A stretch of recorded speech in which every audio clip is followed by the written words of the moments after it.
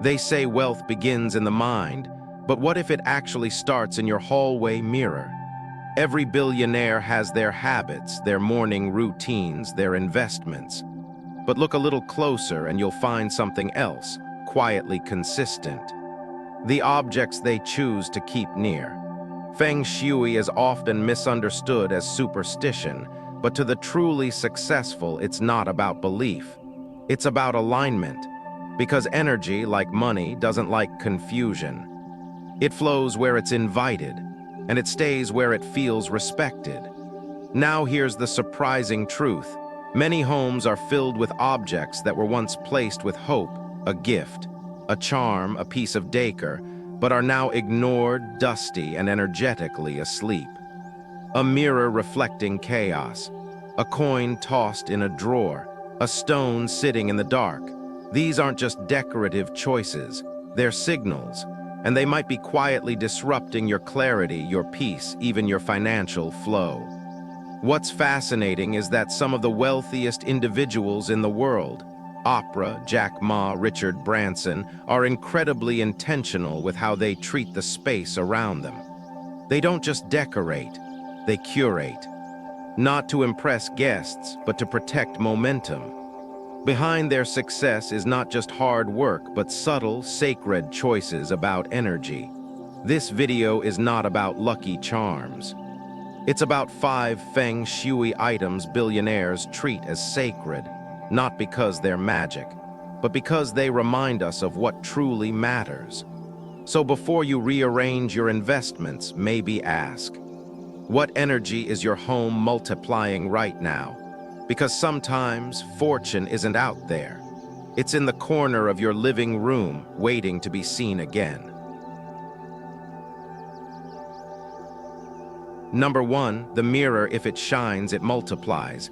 If it's dull, it distorts. You pass by it every day without a second thought. The mirror in your hallway, your bedroom, or maybe your living room wall. It reflects your outfit, your expression, your posture. But it also reflects something deeper. Your energy, your mindset, the atmosphere you live in. Most people think of mirrors as just tools, practical surfaces to check your look before heading out. But in the world of energy and flow, something the most intuitive billionaires understand well, a mirror is more than reflection. It is multiplication. If it reflects light, it amplifies clarity. If it reflects clutter, confusion grows. And if it reflects nothing but shadows, your intentions will quietly start to blur. Think about this.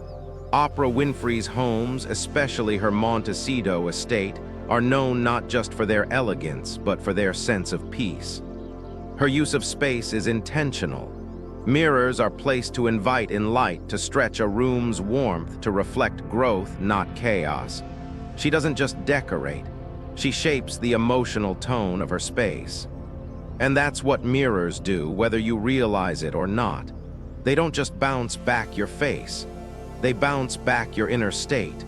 A mirror covered in streaks or dust may not seem like a big deal, but it subtly tells your mind every single day that something is being ignored. Over time, that small neglect becomes a quiet weight you carry without knowing.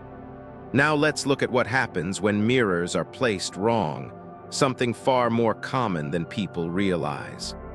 A mirror directly across from your front door, for example, can push incoming energy right back out. It's like opening a gift and immediately handing it to someone else. Some people wonder why opportunities seem to almost happen but never land. Sometimes it's because your home is reflecting away what you're meant to receive. In bedrooms, a mirror facing the bed can disrupt sleep. Not because it's haunted, but because it keeps your energy awake. Your reflection becomes a constant presence even when your eyes are closed. This can lead to restlessness, tension, or even anxiety you can't quite name. And then there's the mirror that reflects clutter. Piles of mail, unwashed dishes, a messy corner. When these are doubled by a mirror, you're not just living in physical mess, you're living in a magnified version of it. That's why interior stylists and energy consultants often suggest this one shift. Never let a mirror reflect what you don't want more of. It sounds simple, but it's transformative. Because mirrors don't filter what they reflect, they just echo. If the echo is light, you thrive. If the echo is stress, you multiply it. Let's be honest. For many women, especially those who have spent decades building families, caring for others, or working tirelessly, it's easy to let little things slide. A smudge on the mirror, a chipped frame, a dusty corner, you think, "I'll get to it later."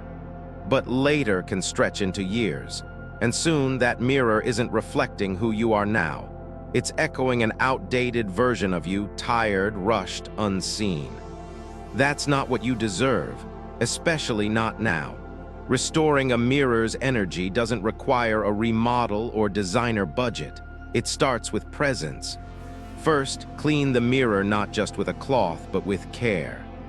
Imagine you're wiping away everything that's clouded your vision: self-doubt, fatigue, overwhelm. Next, ask yourself, what do I want this mirror to reflect back to me? Joy, order, confidence. Then place it accordingly. Let it face a window, a plant, a piece of art that brings you peace. Let it shine back possibility. Some women place a small mirror near their workspace to reflect light and clarity. Others place one near the entryway to say, "I welcome what's good and I see it clearly."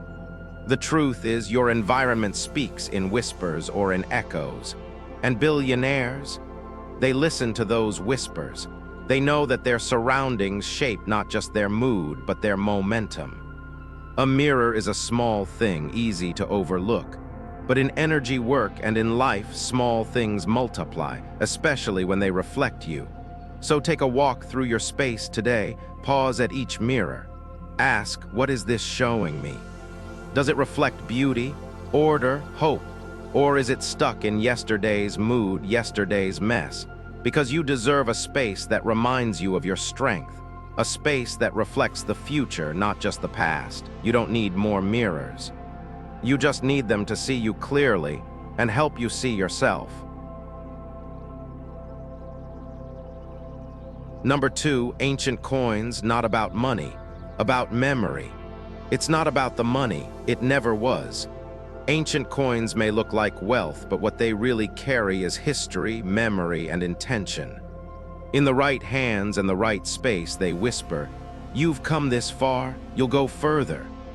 But placed carelessly, forgotten in a drawer or hung without purpose, they become just another object, silenced, energetically disconnected. We live in a culture obsessed with wealth. We count dollars, chase investments, track the stock market. But for centuries, the wise have understood that true wealth begins long before the bank account. It begins with relationship, to value, to gratitude, to legacy.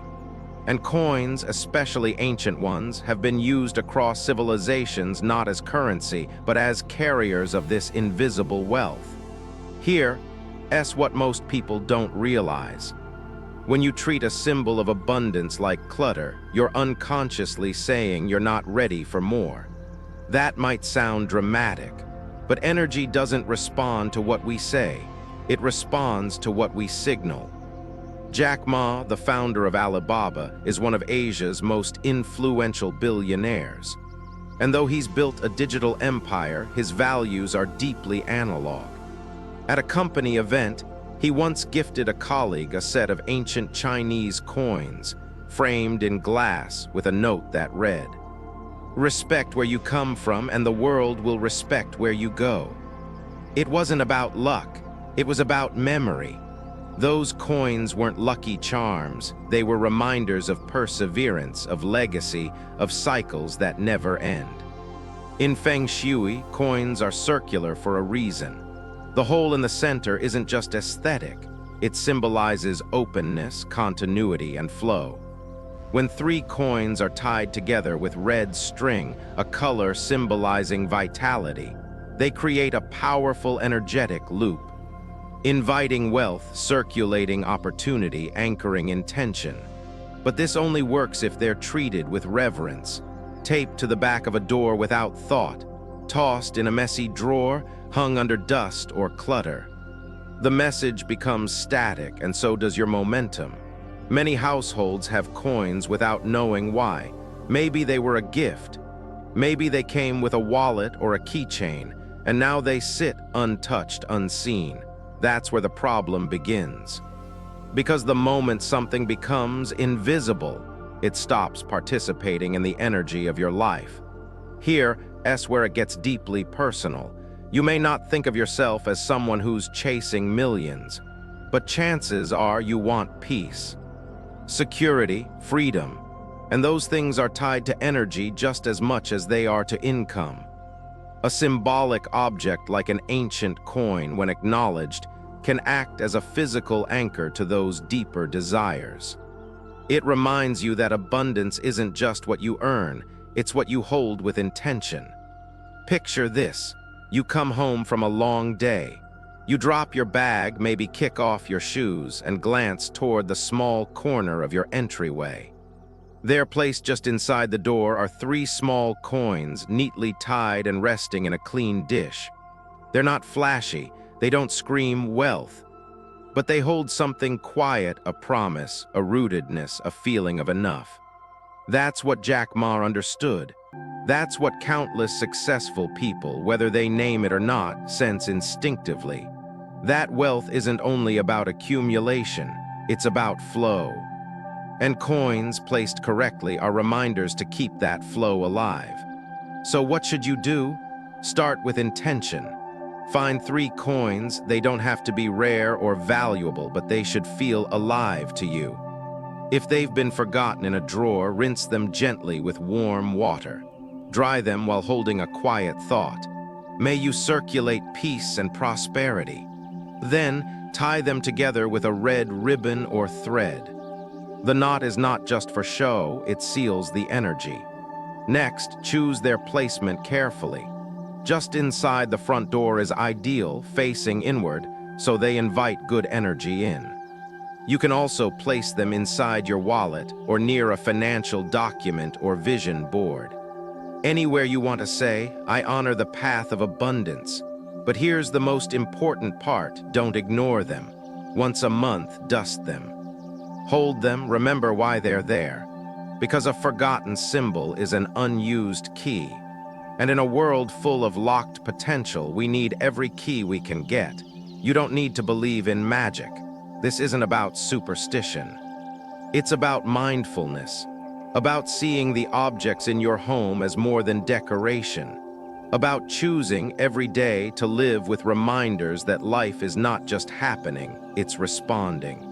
So go find your coins, make them matter. Not for the money, for the memory, for the message that says, I am ready to receive, I am rooted in respect, I trust the circle will come back around. Because it always does.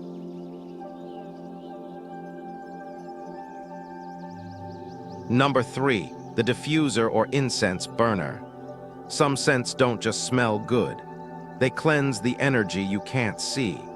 In every home, there are layers we forget to clean, not the dust on the shelves, but the weight in the air. Tension from last week's argument. Exhaustion from a hard month.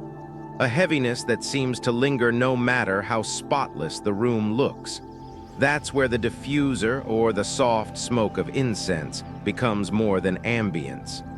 It becomes a quiet ceremony, a reset button for the spirit of your home.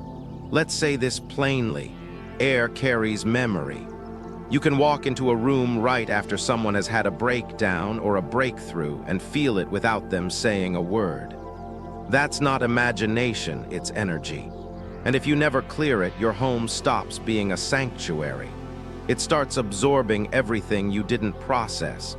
And before you know it, you're walking around wondering why you feel anxious, heavy, or stuck, even in your favorite room.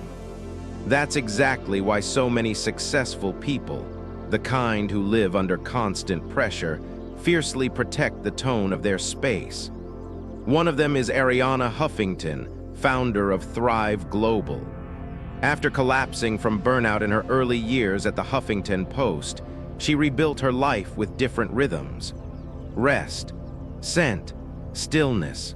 She's spoken publicly about using essential oils like lavender, eucalyptus, and sandalwood in her home and office, not just for relaxation, but for clarity. She once said, "I wanted to create rooms that breathe with me, not against me." It's a small habit with enormous impact. Lighting incense in the morning before a stressful day, running a diffuser while journaling, spritzing the corners of a room with natural oils.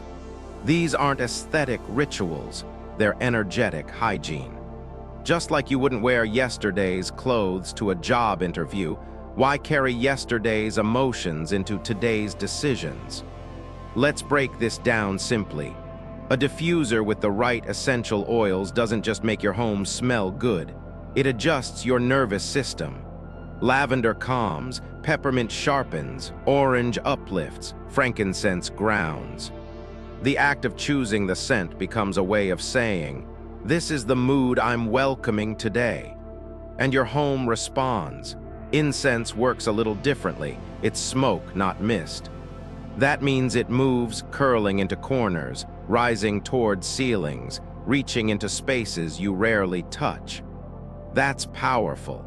Because the places we forget physically, under beds, behind curtains, are often the same places we forget emotionally. And that's where stagnant energy likes to hide. A slow-burning stick of incense waved gently through a room doesn't just change the scent, it changes the weight. You might be thinking, "That sounds beautiful, but I'm not a ritual person." Here's the truth: if you've ever taken a deep breath to calm down, or opened a window to let in fresh air, you already are. You've already felt what it's like to cleanse a moment.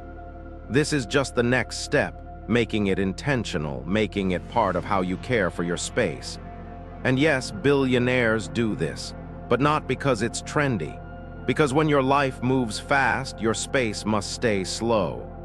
If you're constantly making decisions, building visions, leading teams, you need a home that exhales. That resets you. And that's something even a $30 diffuser can do. So where do you start? Begin with your morning. Before checking your phone or turning on the TV, light a stick of incense or run a diffuser for 10 minutes. Choose a scent that speaks to your mood, not your to-do list. Breathe slowly, walk through the room. Open a window even slightly to give the old air somewhere to go.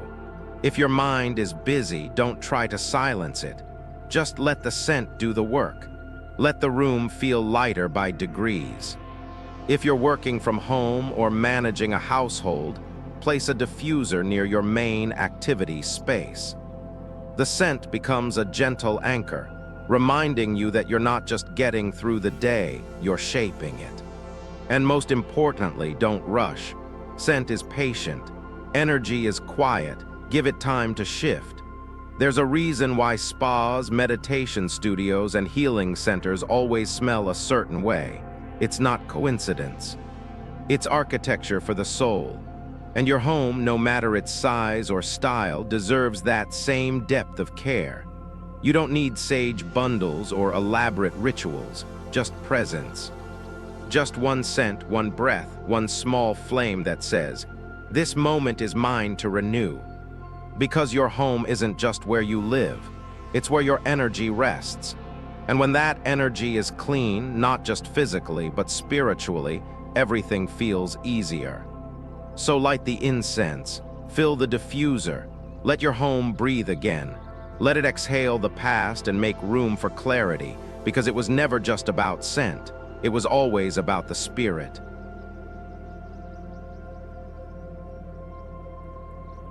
Number 4, the crystal or quartz. Not every crystal brings clarity, some just echo what you haven't dealt with yet.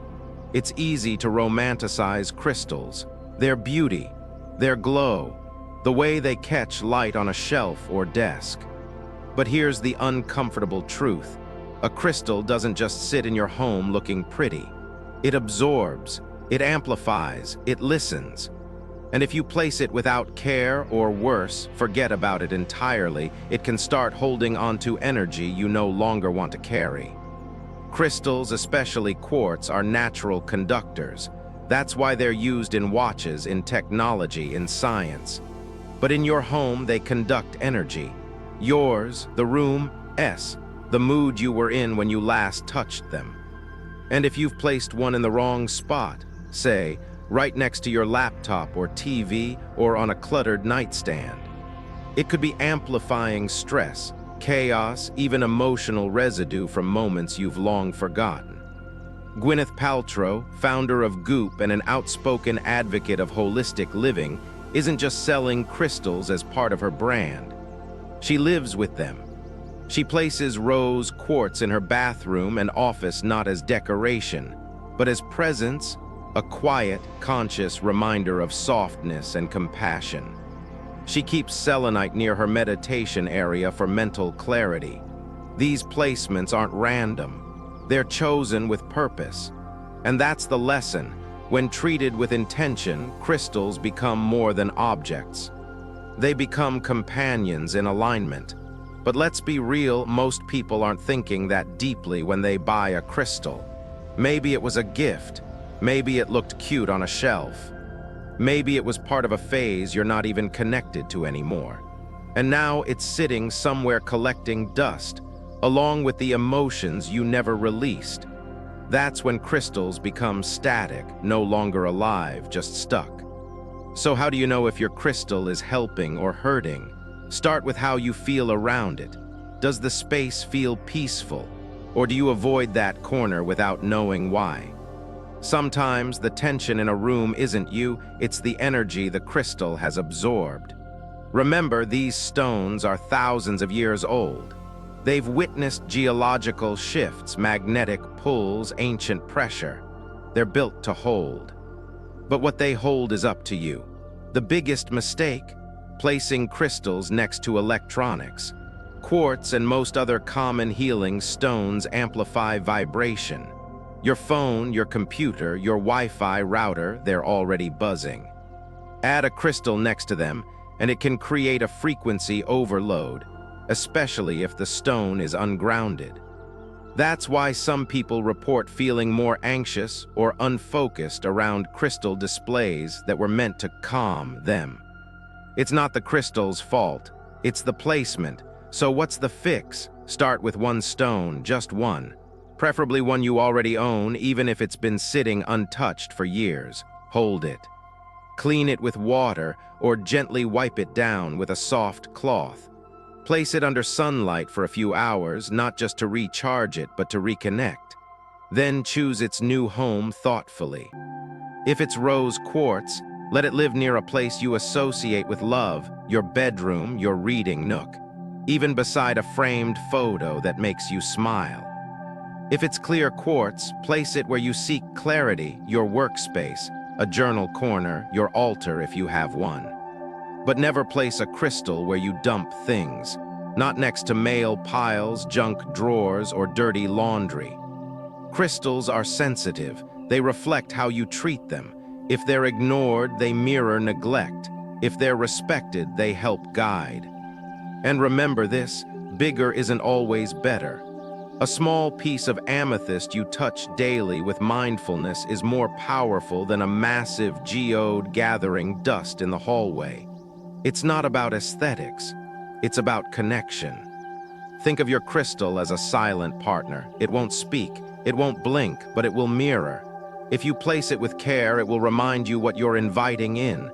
Peace, strength, focus, forgiveness. Whatever you need, it becomes the echo. But if you ignore it, if you treat it as a trend, it may quietly start echoing confusion. That's why Gwyneth doesn't just scatter crystals everywhere. She curates them. She listens. And while you don't need her lifestyle or budget to do the same, you do need her intentionality. So here's a small ritual to reclaim your crystal's role in your life. 1. Hold it. Ask yourself what energy it has been carrying. Say thank you even if it's been holding something heavy. 2. Cleanse it. Water, sunlight, or sound. Whatever feels right, even a few minutes of focused breath works. 3. Place it, somewhere visible but sacred, not crowded. Not forgotten, let it have its own space. 4. Use it, don't just admire it. Touch it, sit near it. Let it accompany your journaling, your rest, your intention setting. Because it's not just about pretty stones, it's about energy. And energy always responds to how we show up. You don't need a crystal collection, you need a crystal connection. So dust off the quartz. Let it breathe. Let it reflect not your fear, but your clarity. Because when placed right, a crystal doesn't just sit, it supports. And in a world full of noise, that kind of quiet guidance is a treasure.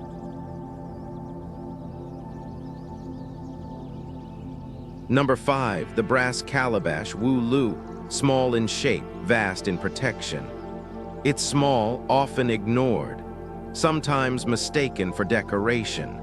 Yet in homes of those who understand energy, not just aesthetics, the Brass Calabash sits quietly, doing more than we ever give it credit for. It's not loud, it's not trendy, but it guards, it absorbs, it protects. In the practice of Feng Shui, the Wu Lu, also known as the gourd-shaped calabash, is more than a charming little vase. It's a symbol of health, longevity, and energetic balance. And when placed with intention, it becomes a silent shield against the invisible heaviness that can settle over a home. Here's what most people don't realize. Not all protection looks like security systems or insurance policies. Some of the most profound forms of protection are energetic, subtle, constant, and deeply personal. The Wu Lu is shaped like an hourglass or a figure eight, with a wide base and a narrow neck. That shape isn't random. It symbolizes the containment and transmutation of negative energy. Think of it like a filter. It takes in what doesn't serve you and holds it, quietly neutralizing it, so it doesn't echo back into your space. Richard Branson, the billionaire entrepreneur behind Virgin, is a man who lives surrounded by movement. Planes, music, ocean waves, business deals flying across continents. But even in his high-energy world, he has created deeply restorative environments, especially on Necker Island, his private retreat. While he may not talk about brass gourds directly, his lifestyle is rooted in an understanding that every leader, every visionary, needs a space that protects their energy. His homes are filled with natural symbols, curves, softness, grounding colors, that do exactly what the Wu Lu is designed to do: hold space for recovery. Protection isn't always about preparing for danger. Sometimes it's about preserving the parts of you that get worn down slowly. Your rest, your peace, your clarity. The Wu Lu, when placed near your bed or at the center of your home, becomes a kind of quiet caretaker. It doesn't block energy aggressively, it softens it. It doesn't demand attention, but it offers stability.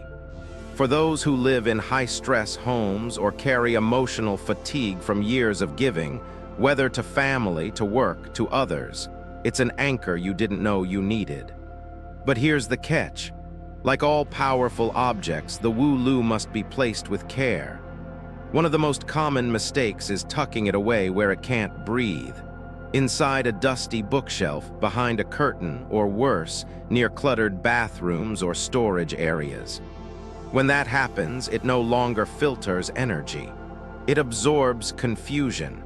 A neglected Wu Lu can even begin to reflect stagnation, like a well that no longer flows.